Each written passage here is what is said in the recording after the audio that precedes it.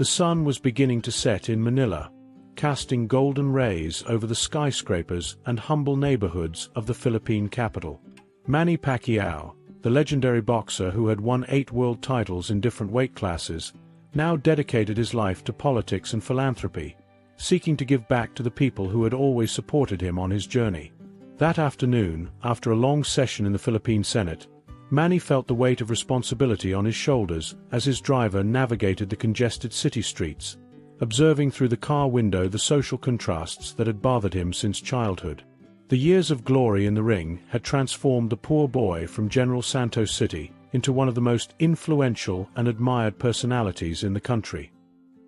His epic fights were remembered not only by Filipinos but by boxing fans around the world, and his journey inspired millions of young people who dreamed of escaping poverty through sports. The fortune he had accumulated over 2 decades allowed him to live comfortably with his family, but Manny had never forgotten his humble origins, the nights he had slept on the streets, and the days he had fought for a plate of food. Manny's phone vibrated with a notification about a news report on former boxers facing financial difficulties after the end of their careers.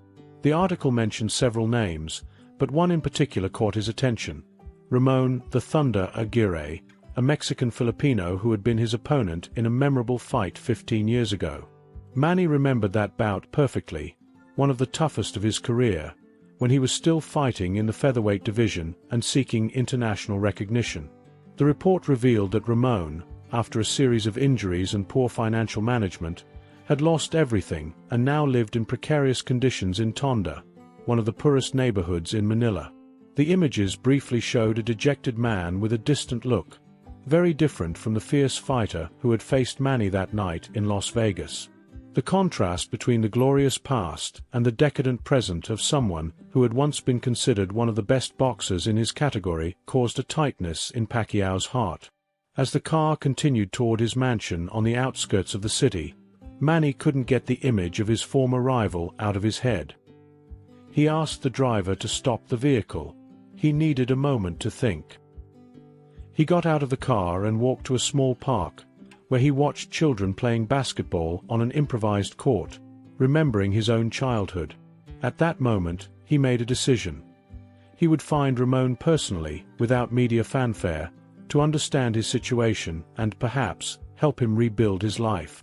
The memory of that night in Las Vegas, 15 years ago, remained vivid in Manny's mind as if it had happened the previous week.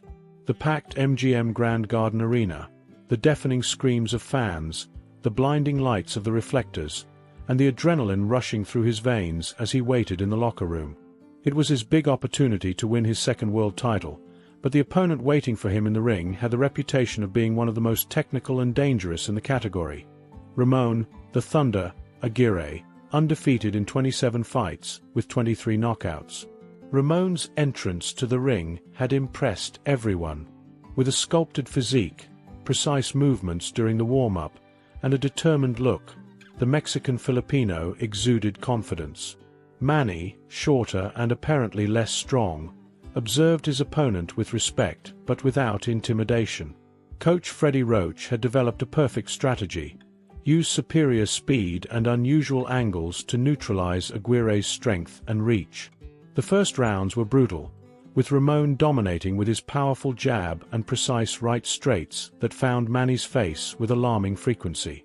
In the fourth round, a right cross knocked Pacquiao down for the first time in his international career, sending a shock wave through the Filipino audience present. The HBO commentator had declared that perhaps that night would mark the premature end of Pacquiao's ambitions as an elite world boxer. But the fighting heart and resilience that would later become Manny's trademarks began to appear from the sixth round onward. Adjusting his strategy, he began to circle more, dodging Ramon's powerful blows and counterattacking with quick combinations that gradually undermined his opponent's confidence. In the 10th round, a devastating sequence from Manny sent Ramon to the canvas, completely reversing the course of the fight. Even so, the Mexican Filipino got up and continued fighting bravely until the last second. After 15 rounds of an epic battle, the unanimous decision of the judges favored Manny Pacquiao, who won his second world title amid tears of emotion. In the center of the ring, the two warriors embraced with mutual respect, recognizing each other's greatness. Ramon, though defeated, had shown a champion's heart and earned the respect of the audience, who gave both fighters a standing ovation. No one could have imagined that, 15 years later, their lives would take such drastically different paths. The small room in Tondo barely had space for a single bed, a makeshift closet made of crates, and a small table where Ramon Aguirre, now 45, kept his few possessions and the few medications he could afford. The peeling walls were decorated with yellowed newspaper clippings that told the story of his past achievements, a melancholic way of clinging to memories of a time when his name was pronounced with respect in the boxing world. The ceiling showed stains from leaks that worsened with each monsoon season, and the simple concrete floor remained damp even on the hottest days. Ramon's routine had transformed into a daily struggle for survival, much harder than any fight he had faced in the ring. He woke at dawn with pain in his joints, the aftermath of years of physical punishment without proper treatment after his retirement. He worked as a security guard at a small local market, where he earned just enough to pay the rent for the room and buy food. Sometimes, he gave boxing lessons to neighborhood children in a small improvised gym, not for the money, which was almost non-existent, but to keep alive his passion for the sport that had defined his identity. Ramon's vertiginous fall had begun after a serious injury to his right shoulder, which had forced him to retire prematurely at the age of 32. Without formal education and having dedicated his entire life to boxing since the age of 12, he wasn't prepared to face the world outside the ring.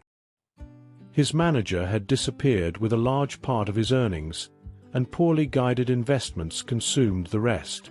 The difficult divorce that followed divided what little remained, and gradually, the former champion lost his properties, his cars, and finally, his dignity. Nights were particularly difficult for Ramon, when memories invaded his mind like restless ghosts. He remembered the crowds shouting his name, the respect of other boxers, the television interviews, and the glamorous parties. The fight against Manny Pacquiao remained a milestone in his career, not for the defeat, but for the universal recognition of his bravery. Sometimes, he watched old videos of this fight on an old, broken cell phone, looking with melancholy at the movements of the young fighter he once was, full of dreams and energy. That morning, Ramon had woken up with a particularly strong pain in his right shoulder. The arthritis medication had run out, and he would need to wait until the end of the month to buy more. Sitting on the edge of the bed, looking at a framed photo where he proudly appeared with his champion belt, he let a solitary tear escape. It wasn't self-pity he felt, but a deep regret for what could have been if he had made different choices. He got up with difficulty, washed his face in the small sink beside the door, and prepared for another day of work, unaware that fate was preparing a reunion that would completely change the course of his story. The decision to visit Tondo without his security team or advisors was risky for someone of Manny Pacquiao's caliber, but he insisted on maintaining absolute discretion in this personal mission. Dressed in simple clothes, jeans, dark t-shirt, and cap that helped him go unnoticed, Manny drove his own car, a common model that wouldn't draw attention in the popular neighborhoods. The narrow, congested streets of Tondo, with their crowded houses and street vendor stalls, were a constant reminder of the reality that many Filipinos face daily, a reality that he himself had lived during his childhood in General Santos City. Following information discreetly obtained by one of his trusted assistants, Manny parked near a small local market where, according to the information, Ramon worked as a security guard. With his heart racing, not from the adrenaline of the ring, but from the emotion of the imminent reunion with a man who had represented an important chapter in his history, he walked among the people doing their shopping, carefully observing every detail of the place. No one recognized him, or if they did, they respected his obvious desire for anonymity. It was then that he spotted Ramon, standing at the entrance of the market, with his arms crossed and a vigilant gaze. The transformation was shocking. The once athletic body now seemed smaller, curved by the weight of years and difficulties. The face, once confident and determined, showed deep lines of worry. The eyes, which had once shone with the intensity of a true warrior, now seemed opaque, distant. Manny felt a knot in his throat, a mixture of compassion and respect for the one who had been one of the greatest challenges of his career, now reduced to a shadow of himself. Instead of approaching Ramon directly, Manny decided to observe him for longer, better understanding his situation. He entered the market and did some shopping, passing by Ramon several times, studying his movements, his posture, the small interactions with customers and employees. He noticed how he occasionally massaged his right shoulder, clearly bothered by chronic pain. He also noticed, with admiration, that despite the adverse circumstances, Ramon maintained a silent dignity in his posture, treating everyone with respect and fulfilling his job with seriousness. At the end of the day, Manny discreetly followed Ramon to his residence, observing from a distance the small decaying building where his former rival lived. The sight of the cramped place between other equally deteriorated buildings, with clothes hanging on improvised clotheslines at the windows and children playing amid the garbage on the narrow sidewalks, had a profound impact on Manny. Sitting in his car a few meters away, he made a decision that would change not only Ramon's life but also his own. He would not only financially help his former opponent, but would do so in a way that restored his dignity and purpose in life. In the privacy of his home office, Manny reflected deeply on the indirect encounter with Ramon. The images of the former fighter humbly fulfilling his duties as a security guard contrasted brutally with the memories of the formidable opponent who had almost defeated him 15 years ago. Manny's mind traveled between past and present, analyzing the divergent paths their lives had taken after that historic night in Las Vegas. While he had risen to global fame, accumulating fortunes and political influence, Ramon had lost everything, a victim of the traps that surrounded athletes unprepared to manage their careers and finances. Boxing was a cruel sport. Manny knew that better than anyone. For each success story like his, there were dozens of former fighters who ended their days in poverty, with permanent brain damage, or addicted to substances they initially used to endure physical pain. His own trajectory could easily have followed the same path if it weren't for some key people who guided him in critical moments of his career. The sight of Ramon, who had once been celebrated as one of the great talents of his generation, reduced to a poorly paid job and undignified living conditions, was a striking reminder of the fragility of success and the importance of gratitude. For hours, Manny mentally developed an action plan that would allow him to help Ramon without hurting his pride. He knew well the mentality of a boxer. Even in extreme adversity, pride remained as one of the last bastions of dignity. A direct offer of money would probably be refused or, if accepted, would cause a negative impact on Ramon's already fragile self-esteem. The help needed to come in a structured form, offering not only financial resources, but mainly an opportunity for life reconstruction with purpose and meaning. The solution emerged when Manny remembered the boxing academy he maintained in Manila, aimed at discovering and developing new talents among young people from underprivileged communities. The place needed experienced trainers who could transmit not only boxing techniques, but also values of discipline, perseverance, and ethics. Who better than Ramon, with his vast experience and technical knowledge, to occupy a prominent position in this project?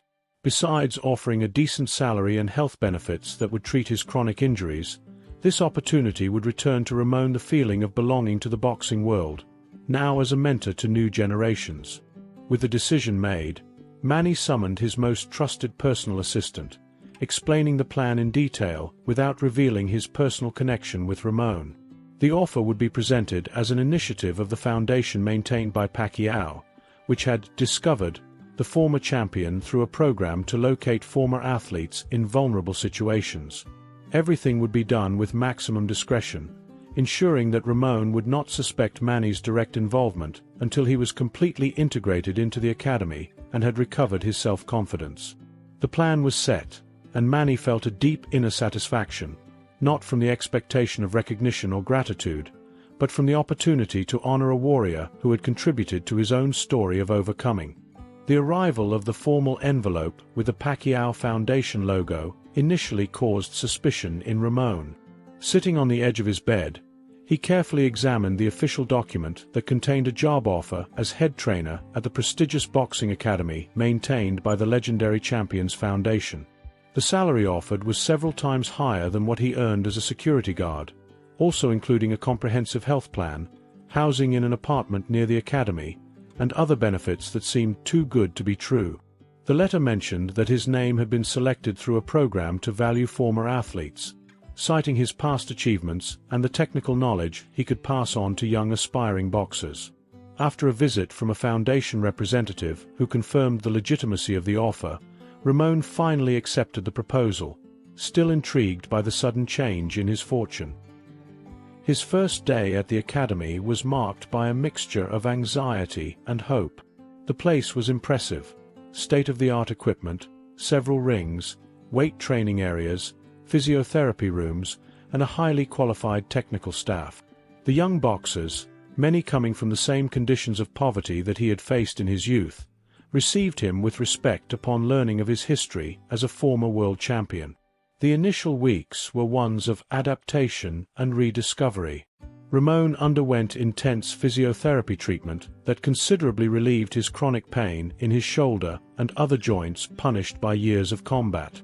At the same time, he immersed himself in work with the young boxers, surprising himself with his own ability to identify talents, correct techniques, and mainly, transmit the mentality necessary to face the challenges of the sport.